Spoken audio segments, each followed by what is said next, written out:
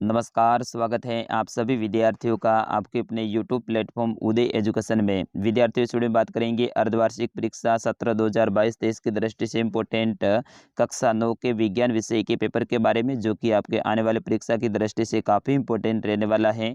और आप सभी विद्यार्थियों के लिए ये पेपर है, ये वरदान साबित होने वाला है, क्योंकि इनमें से ज़्यादातर प्रश्न आपके एग्जाम में सीधे ही पूछे जाएंगे। तो आप सभी विद्यार्थियों से निवेदन रहेगा, वीडियो को अंत तक देखिएगा, वीडियो को लाइक कर दीजिएगा। अभी तक आपने उदय एजुकेशन को सब्सक्राइब नहीं किया है तो चैनल को सब्सक्राइब जरूर कर लेना है, क्योंकि आप सभी विद्यार्थी वीडियो तो देखते हैं लेकिन चैनल को सब्सक्राइब नहीं करते हैं। और आपके क्लास के अन्य विषय के पेपर भी हम इसी चैनल पे अपलोड करेंगे।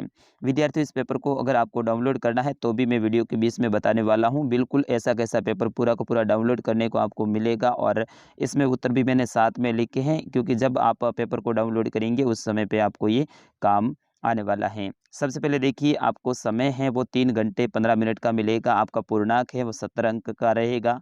और यहाँ पे निर्देश दे रखा है कि सभी प्रश्न हल करने अनिवार्य है, यानी सभी प्रश्नों को उत्तर लिखना जरूरी है। पहला प्रश्न की ओर बढ़ते हैं। पहला प्रश्न आपकी स्क्रीन पे है कि सही विकल्प का चुनाव करें, और इसके अंतर्गत आपके अवसाद वाले प्रश्न आने वाले हैं। कुल 4 प्रश्न रहेंगे। उसमें पहला प्रश्न देखिए, वह धातु जो कमरे के ताप पर द्रव अवस्था में पाई जाती हैं वह कौन सी होती हैं? पारा, सोना, लोहा या फिर तांबा? तो विद्यार्थी, इसका सही आंसर क्या हो जाएगा? पारा। पारा है ना, वो कमरे के ताप पर भी द्रव अवस्था में ही पाई जाती हैं। तो ऑप्शन नंबर अ रहेगा इसका सही उत्तर। दूसरा प्रश्न देखिए, इसमें निम्न में से उपधातु नहीं है? बोरॉन, ब्रोमीन, सिलिकॉन या फिर जर्मेनियम? तो विद्यार्थियों, ब्रोमीन है, ये उपधातु नहीं है। तो ऑप्शन नंबर ब रहेगा इसका सही उत्तर। अगला प्रश्न, ग, परमाणु भार का अंतर्राष्ट्रीय मात्रक है? परमाणु भार का अंतर्राष्ट्रीय मात्रक क्या है? तो विद्यार्थियों, इसका सही आंसर आपका हो जाएगा ऑप्शन नंबर C12 है। C12 है, ये परमाणु भार का अंतर्राष्ट्रीय मात्रक है। और अंतिम जो अवसाद वाला आपका प्रश्न है, ग, कैंसर के उपचार में उपयोग में आने वाला समस्थानिक है? तो समस्थानिक कौन सा हो जाएगा? आपका कोबाल्ट हो जाएगा। ऑप्शन नंबर ब रहेगा इसका सही आंसर। अगला प्रश्न आपका प्रश्न संख्या 2, रिक्त स्थान की पूर्ति कर कीजिए। बिल्कुल आपको खाली जगह को भरना है। इसमें पहली खाली जगह देखिए, CO2 व O2 कोशिका झिल्ली के आर पार खाली जगह प्रक्रिया द्वारा आ जा सकते हैं। तो विवरण के द्वारा, ठीक है ना, यहाँ पे आप लिखोगे विवरण के द्वारा। विवरण नहीं आएगा, यहाँ पे विचरण आ जाएगा, ठीक है, विचरण के द्वारा आते हैं। अगला देखिए दूसरा, डीएनए के क्रियात्मक खंड को खाली जगह कहते हैं। तो डीएनए के जो क्रियात्मक खंड हैं उन्हें जीन कहा जाता है, ठीक है ना, तो यहाँ पे आएगा जीन। तीसरी खाली जगह देखिए, कोशिका द्रव्य तथा केंद्रक दोनों को मिलाकर खाली जगह कहते हैं। तो कोशिका द्रव्य और केंद्रक दोनों को मिला के है ना जीव द्रव्य उसको कहते हैं, ठीक है ना, तो यहाँ पे हो जाएगा जीव द्रव्य।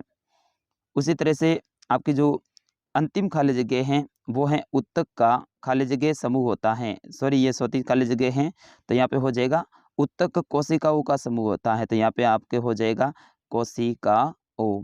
और अंतिम खाली जगह है कि रक्त का एक प्रकार खाली जगह उत्तक है, तो संयोजी उत्तक है। तो यहाँ पे हो जाएगा आपका संयोजी। प्रश्न संख्या 3 वेरी वेरी इंपॉर्टेंट है आपके एग्जाम की दृष्टि से। आप वीडियो को अंत तक जरूर देखिएगा। एलपीजी का पूरा नाम लिखिए। तो एलपीजी का पूरा नाम हो जाएगा द्रवित पेट्रोलियम गैस, या फिर द्रवीकृत पेट्रोलियम गैस। इसको अपन कह सकते हैं लिक्विड पेट्रोलियम गैस भी अपन कह सकते हैं। प्रश्न संख्या 4, निम्नलिखित तापमान को सेल्सियस की इकाई में परिवर्तित कीजिए। यानी यहाँ पे जो आपके तापमान है के रूप में है, उसको आपको सेल्सियस में परिवर्तित करना है। तो 300 के और 573 के। तो सेल्सियस में आपको पता है कि के हैं, जो भी यहाँ पे दे रखा है उसमें 273 आपको माइनस कर देना है। जैसे कि 300 दे रखा है तो यहाँ पे हो जाएगा 300 माइनस 273, तो इसका सेल्सियस में तापमान हो जाएगा 27 डिग्री, ठीक है ना। तो 300 का हो जाएगा 27 डिग्री। अब यहाँ पे 573 है, इसमें भी आपको 273 माइनस कर देने हैं, तो आपका तापमान हो जाएगा 300 डिग्री सेल्सियस, ठीक है, 300 डिग्री सेल्सियस।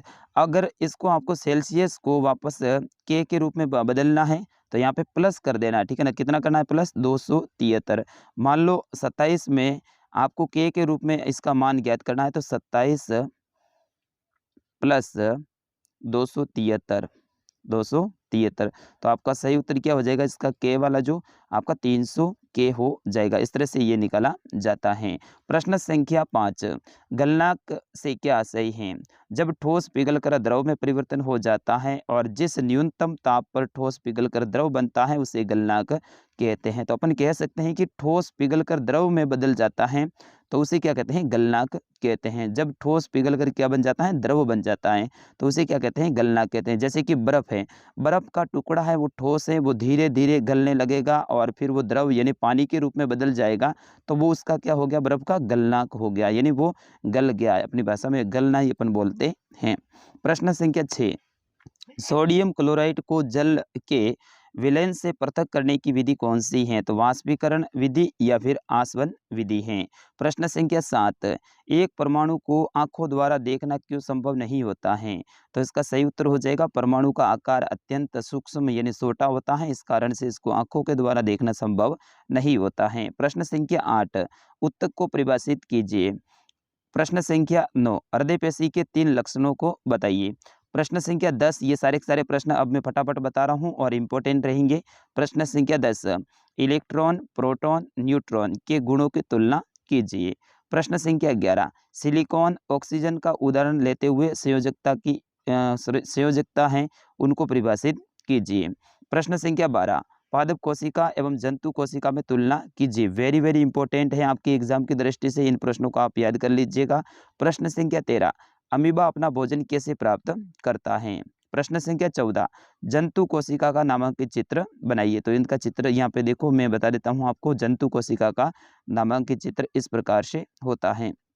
ये आपकी जंतु कोशिका हो जाएगी और इनके जो पार्ट हैं इनको आप एक बार याद कर लीजिए। चिकनी, अंतर्द्रवीय जालिका, केंद्रीय झिल्ली हो जाएगा, फिर इसमें प्लेज्मा झिल्ली हो जाएगा, तारक केंद्र हो जाएगा, लाइसोसोम हो जाएगा, राइबोसोम हो जाएगा और माइटोकॉन्ड्रियन हो जाएगा। इस तरह से इनके जो पार्ट हैं जालिका वगैरह, इनको आप एक बार देख लीजिएगा। बढ़ते हैं अगले प्रश्न की ओर।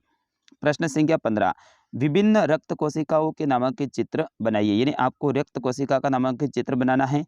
तो विद्यार्थियों, रक्त कोशिका है वो इस तरह से होती हैं। यहाँ पे देखिए लाल रक्त कण होते हैं, फिर उसके बाद में कोशिका द्रव्य होते हैं, फिर उसके बीच में यहाँ पे देखिए ये केंद्रक हैं, फिर उसके बाद में सारक कंजी यानी बासोफिल हैं, फिर उसके बाद में न्यूट्रोफाइल हैं और फिर इसके बाद में देखिए इयोसिनोफिल हैं।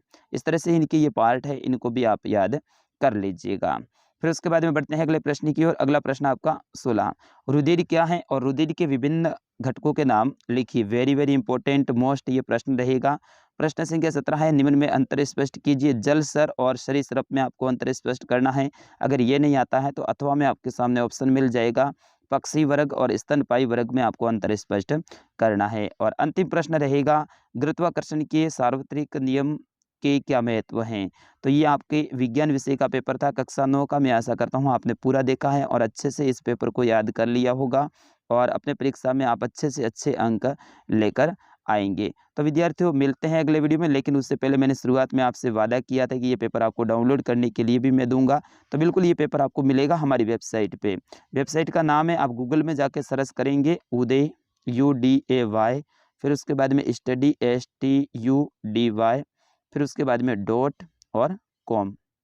ठीक है, udaystudy.com आप गूगल में जाके सर्च करना आपको।